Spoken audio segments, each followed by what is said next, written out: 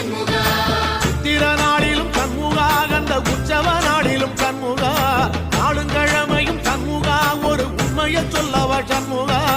ஆறு படையிலும் ஆறு காலத்திலும் பூச நடக்குமே சண்முகா